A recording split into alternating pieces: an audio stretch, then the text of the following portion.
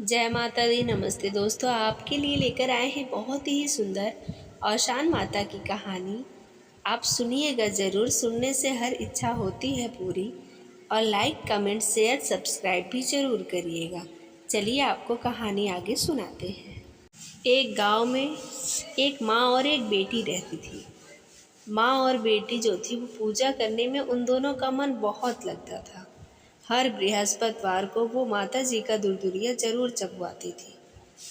ऐसा कोई बृहस्पतिवार नहीं था जिस बृहस्पतिवार को वो दुरदुरिया ना चबवाए। माँ बेटी दोनों घर का काम धंधा करके जल्दी से सास सुहागिन बुला के सब चीज़ मंगा के लाई गुड़ चना और ज़रूर चबवाती थी।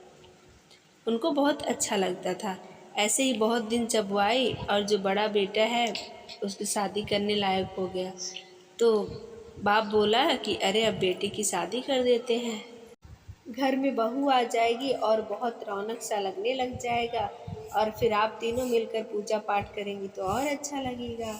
तो माँ बोली चलो ठीक है, अगर आपकी यही इच्छा है तो बेटे की शादी कर दो, उसके बाद बेटी की शादी करेंगे।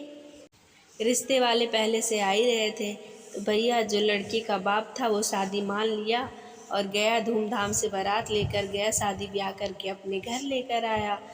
जब घर लेके आया तो महीने का जब बृहस्पतिवार पड़ा, फिर जो माँ बेटी थी दुरदुरिया चबवाने लग गई। तो बहू बोली ये क्या है? बोली ये हम लोग हर बृहस्पतिवार को चबवाते हैं, माता जी को बहुत मानते हैं और माता जी हमारी हर इच्छा पूरी करती हैं, इसलिए हम उनका दुरदुरिया चबवाते हैं। तो बहू बोली कि अच्छा। ऐसे देखती गई एक दो महीना तो बहू जो है गुस्सा करने लगी, उसका मन तो लगता ही नहीं था पूजा पाठ में। बोली क्या कहते हैं, क्या रोज़ रोज़ का नाटक लगा रखी हो, हर बृहस्पतिवार दुरदुरिया चबवाना, फालतू का खर्चा कर रही हो, ऐसा बहू बोलने लग गई। सास उसकी बोली कि बेटा ऐसे मत बोलो, गलत बात है, ऐसा कुछ नहीं होता है।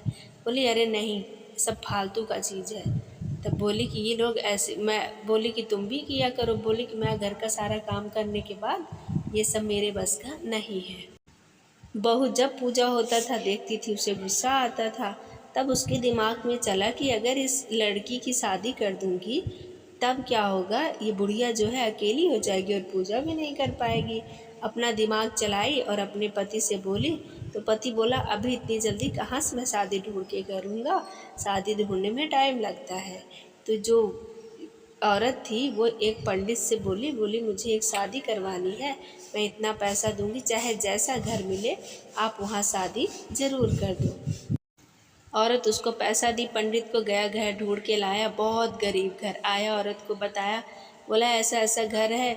वो बोली ठीक है। गई अपने ससुर से बोली ससुर जी ऐसे ऐसे घर है, बहुत सुंदर घर है, हम शादी कर देते हैं। तो ससुर बोला बहू अगर आप ढूंढी हो तो अच्छा ही होगा।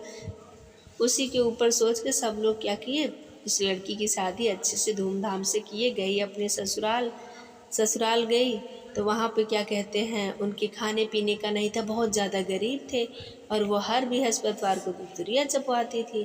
बृहस्पतिवार आया तो अपनी सास से बोली कि मम्मी मुझे क्या कहते हैं दुरदुरिया चबवाना है, दुरदुरिया माता का।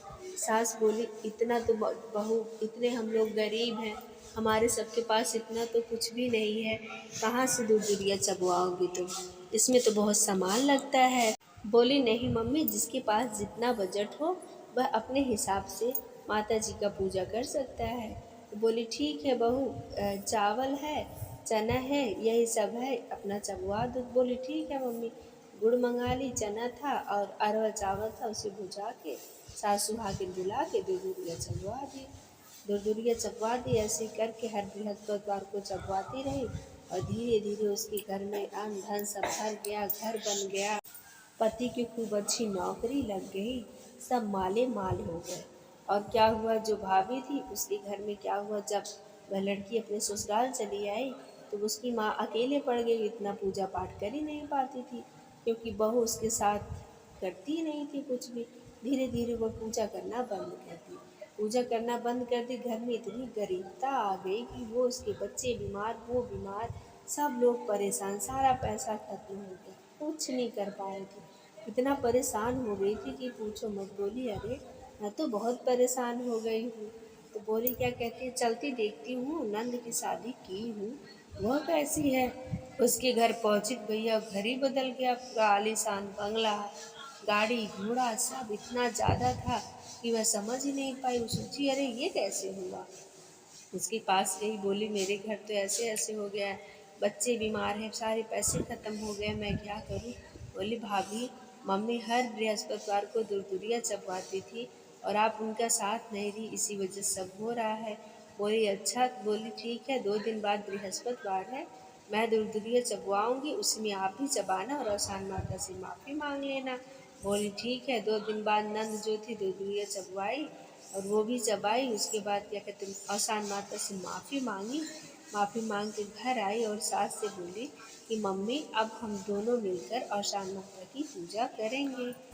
सास बोली ठीक है बहू। बृहस्पतिवार आया और सब कुछ मंगा ली। सास सुहागिन बुलाई, दूरदुरिया चबवाई और आसान माता से माफ़ी मांगी फिर से, और आसान माता माफ़ कर दी और सब अन्न धन भर दी। सारा सुख करने लगी, बच्चे भी ठीक हो गए। इसीलिए कहा जाता है अगर कोई पूजा पाठ कर रहा है तो उसके पूजा पाठ में विघ्न नहीं डालना चाहिए। हमारी जितनी श्रद्धा हो हम करेंगे और जिसकी जितनी श्रद्धा हो वह करता है। बोलो आसान मैया की जय।